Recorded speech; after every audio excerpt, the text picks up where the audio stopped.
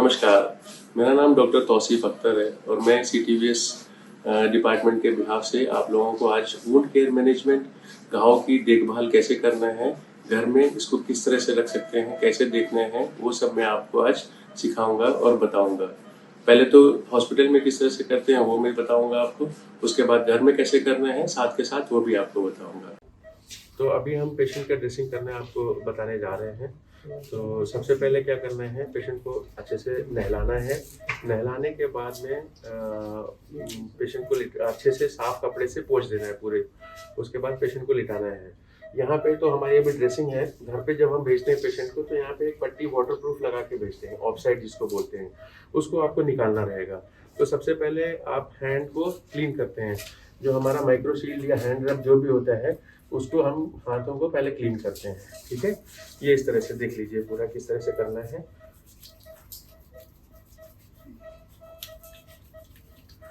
इसी स्टेप से हमें हाथों को पूरा अच्छे से क्लीन करना है।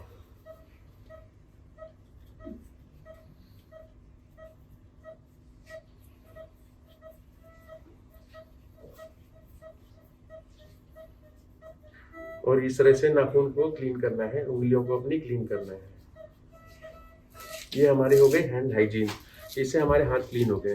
अब आप उसको वुंड पेशेंट का वुंड छू सकते हैं, खोल सकते हैं। तो ये इस तरह से मैंने पेशेंट की ड्रेसिंग हटा दी है।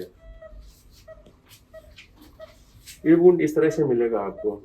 जो जिस पेशेंट का बाईपास होता है उसमें चेस्ट वुंड होता है, साथ के साथ लेग में भी वुंड हो सकता है जहाँ से हम वेन लेते हैं। इस पैर में यह है, किसी किसी पेशेंट का थोड़ा बड़ा होता है, किसी पेशेंट का दूसरे पैर से भी हो सकता है।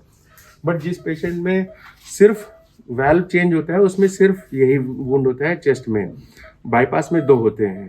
तो अब क्या करना है, हमें आपको फार्मेसी से, मेडिकल स्टोर से एक स्टेराइल गॉज लेना होगा जो जिससे क्लीन करेंगे हम।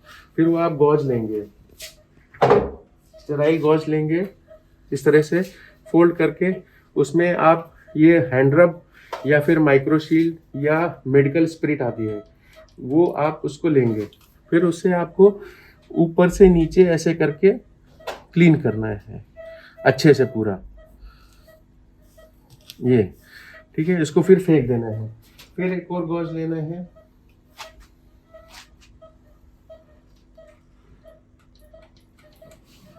उसको हल्का सा रोल करना है ऐसे करके, देख रहे हैं, बस। और साइड साइड में क्लीन कर देना है। ये हमारे वुंड का केयर हो गया। इसी तरह से पैर में भी, इसी तरह से पैर को भी क्लीन करना है। पैर को एक बार ही ऐसे करके क्लीन कर सकते हैं, बस।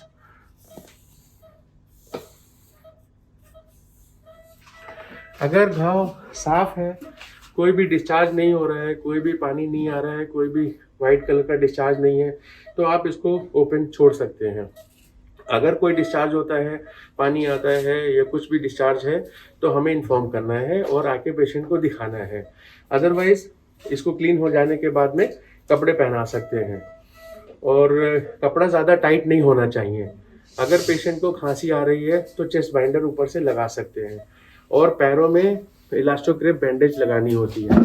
सही तरीका क्या है बैंडेज लगाने का वो भी हम आपको दिखाते हैं। शुरू करते हैं। बैंडेज को लपेटने के लिए पंजे से शुरू करेंगे हम।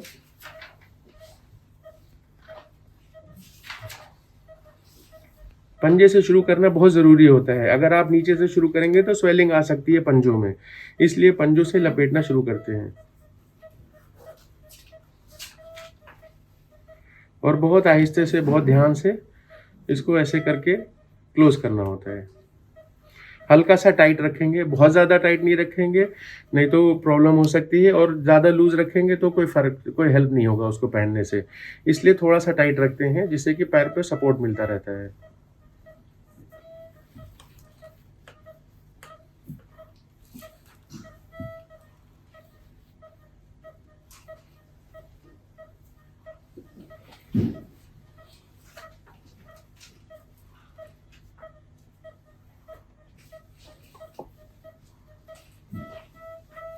ये अब यहाँ पे हम इसमें क्लिप लगा देंगे इसको होल्ड करने के लिए।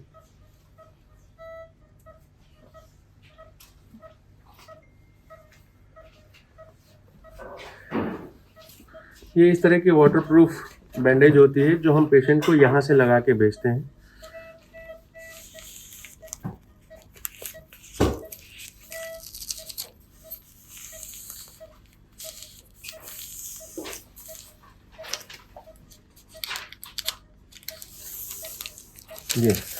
ये हमारी वाटरप्रूफ बैंडेज है। इसके ऊपर से नहा सकते हैं। पेशेंट को नहाना बहुत ज़रूरी होता है, डेली नहलाना बहुत ही ज़रूरी है। और 3 दिन के बाद में इसी बैंडेज को यहाँ से हल्का सा उठा के पूरा निकाल दीजिए। अगर वुंड पूरा ड्राई है, क्लीन है, तो जैसे मैंने बताया उसी तरह से ड्रेसिंग करना है। अगर कोई भी डिस्चार्ज है, वाइटिश वाटरी डिस्चार्ज है, तो हमें आके आप इन्फॉर्म करेंगे, बताएंगे, फिर हम उसका मैनेजमेंट आगे कैसे करना है वो आपको बताएंगे। 1 हफ्ते के बाद में हमें वापस आके दिखाना है। जो ब्लड टेस्ट वगैरह होंगे, एक्सरे होंगे, वो करा के हमें 7 दिन के बाद आके दिखाना है, फिर 15 दिन के बाद आके दिखाना है, फिर 1 महीने के बाद दिखाना है।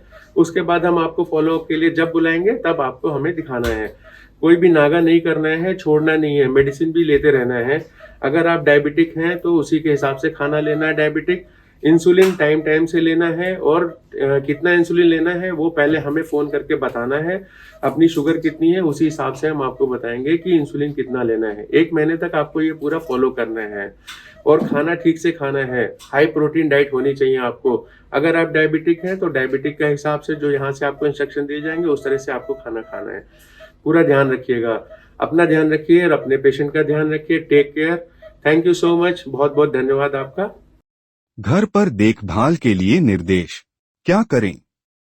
मरीज को छूने से पहले अपने हाथ धोएं। रोजाना स्नान करें। स्नान के बाद घाव को सूखा रखें। हर बार साफ तौलिया का उपयोग करें। वाटरप्रूफ ड्रेसिंग को 3 दिन बाद हटा दें। हटाने से पहले हाथ धो लें। घाव की जांच करें। अगर किसी भी प्रकार का स्राव, डिस्चार्ज हो तो तुरंत CTVS विभाग से संपर्क करें। यदि घाव साफ है तो ड्रेसिंग की आवश्यकता नहीं है। घाव को खुला छोड़ दें। यदि मरीज डायबिटिक है तो उनका ब्लड शुगर स्तर FBS 80 से 110 mg/dl, PPBS 160 mg/dl नियंत्रित रखें। हर ब्लड शुगर रिपोर्ट को डिस्चार्ज के बाद पहले सप्ताह में CTVS विभाग को सूचित करें। पैरों को तकिए पर उठाकर रखें ताकि सूजन न हो। उच्च प्रोटीन वाला आहार मरीज को दें, जैसे अंडे की सफेदी, दाल, पनीर, चिकन आदि। 6 महीने तक एंटी-एम्बोलिज्म स्टॉकिंग्स और 3 महीने तक चेस्ट बाइंडर का उपयोग करें। क्या न करें? घाव पर कोई क्रीम, लोशन या एंटीबायोटिक मरहम न लगाएं जब तक डॉक्टर न कहें। चीनी युक्त खाद्य पदार्थों से परहेज करें। तंग कपड़े न पहनें जो घाव पर रगड़ सकते हैं। 2 सप्ताह तक विजिटर्स से बचें, खासकर बच्चों और सर्दी खांसी वाले रिश्तेदारों से। 6 सप्ताह तक स्टर्नम, छाती की हड्डी पर दबाव न डालें। विशेष रूप से साइड में सोने से बचें।